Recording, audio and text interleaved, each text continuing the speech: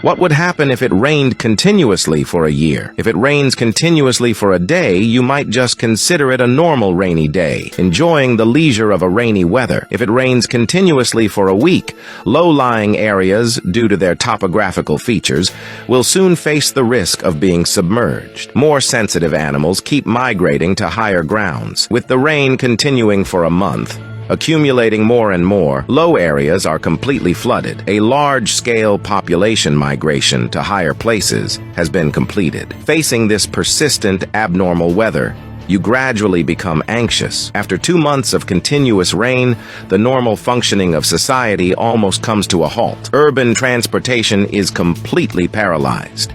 Umbrellas and raincoats become essentials when going out, and a boat turns out to be the best means of transportation. 3 months of continuous rain, infectious viruses brought by the floods spread everywhere. Rare hurricanes and tsunamis occur frequently. Electricity repair systems are desperately needed everywhere. Your emotions also shift from anxiety to panic. Half a year of continuous rain, most plants begin to wither and disappear due to the inability to perform photosynthesis, triggering a chain reaction. Herbivorous animals start to face the trend of extinction, endangering the integrity of the food chain. 1 year of continuous rain on Earth, human habitable areas are greatly reduced. This indirectly leads to a decrease in food production. Meanwhile, the once abundant food reserves are gradually depleted after long-term consumption, sending their prices skyrocketing. Society begins to become unstable and turbulent. So, do you know what would happen if it rained continuously for 10 years? The inventor of the anti-theft clasps must have been a genius. In fact, the principle behind them is quite simple. An anti-theft clasp consists of a needle and a locking clasp. Once the needle is inserted into the clasp, no matter how hard you try, you can't pull it out. However, you can easily unlock it with the right tool. First, let's dismantle the anti-theft clasp and examine its internal structure. The main components include the top cover, spring, inner sleeve, steel balls, and bottom shell. 3 steel balls are installed in the inner sleeve and are compressed into the conical bottom shell by a spring. The gap formed in the middle of the 3 steel balls has a diameter smaller than that of the needle shaft. When we insert the needle, it pushes the steel balls upward and moves the inner sleeve along with it. Due to the conical structure of the bottom shell, the 3 steel balls move outward, increasing the gap in the middle, allowing the needle to easily enter. However, when you want to pull out the needle, it will cause the steel balls and inner sleeve to move downward. The steel balls will be pressed inward by the conical bottom shell. The more force you use to pull the needle out, the tighter the steel balls grip the needle, completely locking it in place. So to unlock the clasp, you need to make the steel balls move upward, either by directly lifting them or by moving the inner sleeve. This is where the unlocking tool comes in. The unlocking tool is essentially a piece of magnet, and when it approaches the clasp, it attracts the steel balls and inner sleeve, allowing the clasp to be unlocked. If you can't find the unlocking tool, you can use a regular magnet to unlock it. This is an educational video, and it's important to stress that this knowledge should not be used for any unlawful purposes.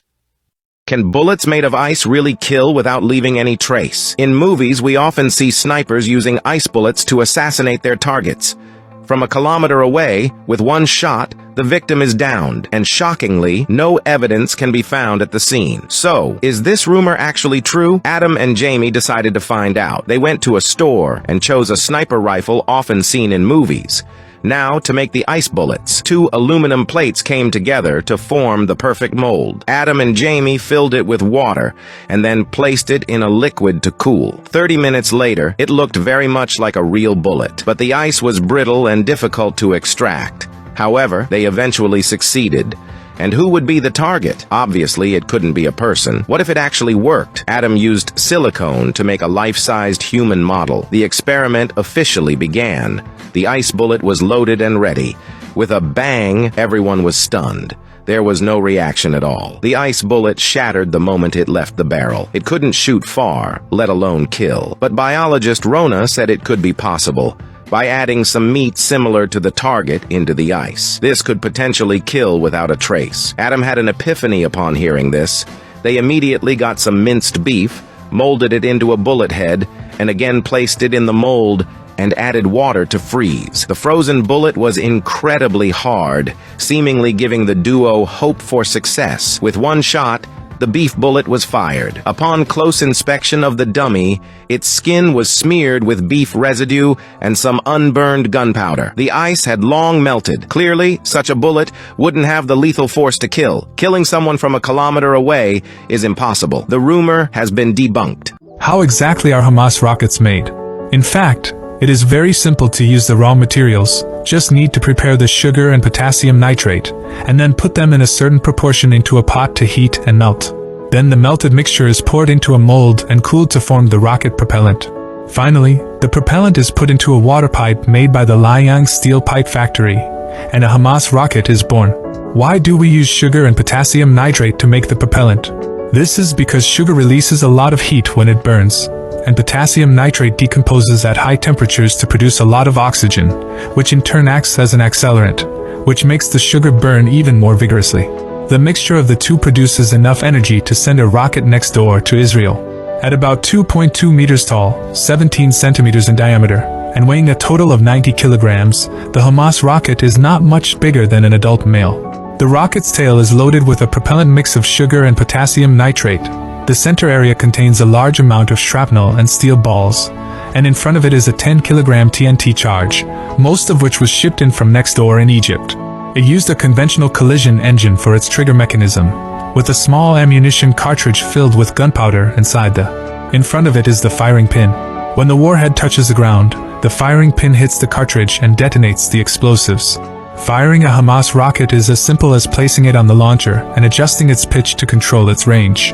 Then you bury the wires in the propellant and simply press a switch to energize it, and the rocket is ready to fire. Since the propellant inside it only burns for 5 seconds, the rocket is mostly unpowered, so it can only move along a parabola. As for where it finally lands and explodes, it depends entirely on luck, so the accuracy is relatively poor. Why did this Ukrainian pilot snap a selfie in the middle of combat? It happened on October 12, 2022. After shooting down 5 Russian drones in a 24-hour period, the pilot's luck finally ran out. As the final drone exploded, it sent bits of debris flying into his aircraft, destroying both of his engines and smashing his windshield. As his aircraft plummeted, shards of glass flew up into his face, cutting his neck and cheek.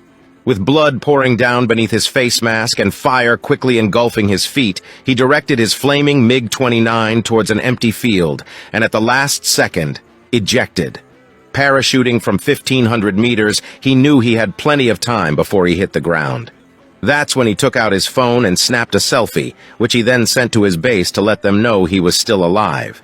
Soon after, the photo went viral, and now his iconic thumbs up stands as a symbol of Ukraine's fighting spirit. Normally, when a plane loses a wing, it immediately goes into an uncontrolled spin that ends in a fatal crash.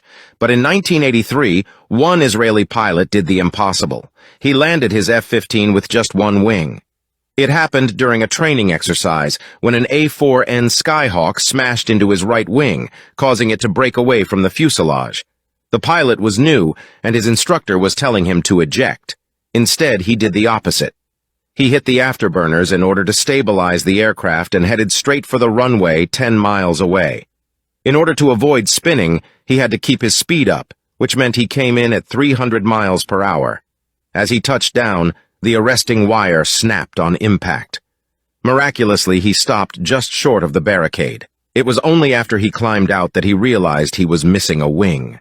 The inventor of this roller coaster must have been a genius. Sitting inside, you'll be launched into the sky. After gliding a distance in the air, you'll land on the receiving slide. Before the launch, passengers need to enter the launch capsule, which is designed like a projectile. Here's a comparison of the launch capsule and an ordinary person. It's 10 meters tall with a diameter of 5 meters and can accommodate 8 adventurous passengers at once. They will be secured in seats attached to a universal joint, beneath which is a counterweight used in conjunction with the universal joint to keep the seats upright at all times. Once the passengers board, the steps retract, and a transparent plastic door automatically closes. The launch capsule is transported to the launch platform via a track, which is approximately 80 meters high, equivalent to 27 stories.